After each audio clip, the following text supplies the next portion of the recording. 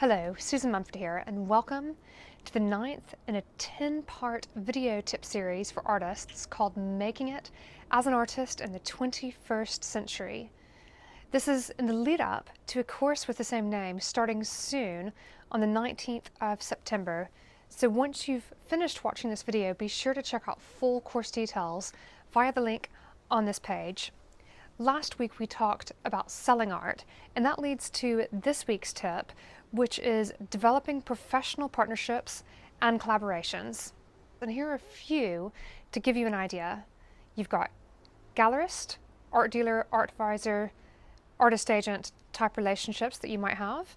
What about working with interior designers, other artists, hotels, restaurants, cafes, park and public services teams, co-working spaces, real estate agents, charities, corporate offices, etc., etc., etc.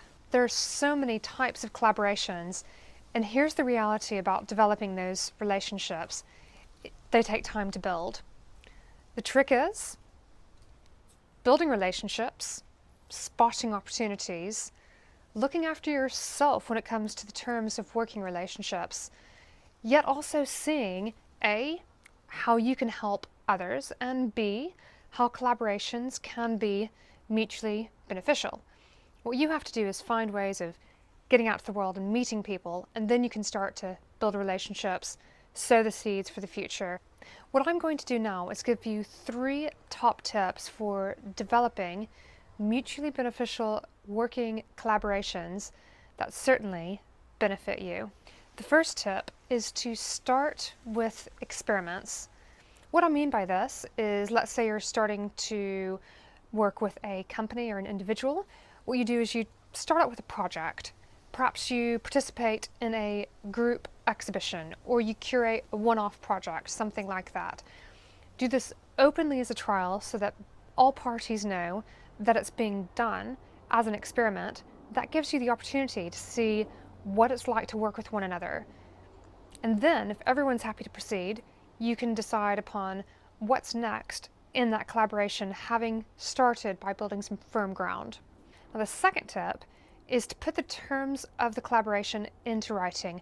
I don't mean that it has to be a really formal contract, although that certainly is an option as well. What you want to do is make certain that every single party that's involved understands what's expected of everyone else. What that means is that you're all on the same page, because when you have a meeting, you might have one understanding and they might have another understanding. You both walk away thinking, great, but if you don't write it down, you'll never know that actually you thought that you were supposed to be doing some part of marketing and they thought they were supposed to be doing some part of marketing, or worse yet, they thought you were doing something and you thought they were doing it. It happens a lot. So put it into writing.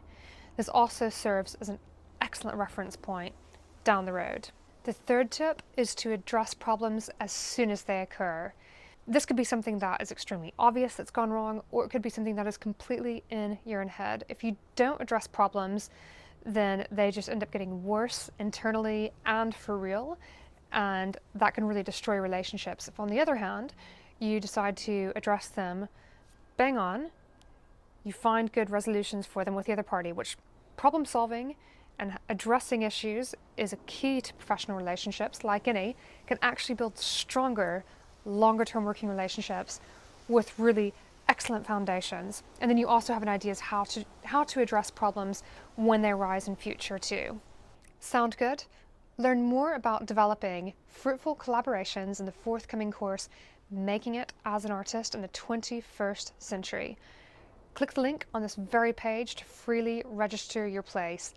As for the upcoming tip, and that's going to be the finale in this video series, we'll be addressing how to make it all happen, balancing creative and professional responsibilities, not to mention your personal life.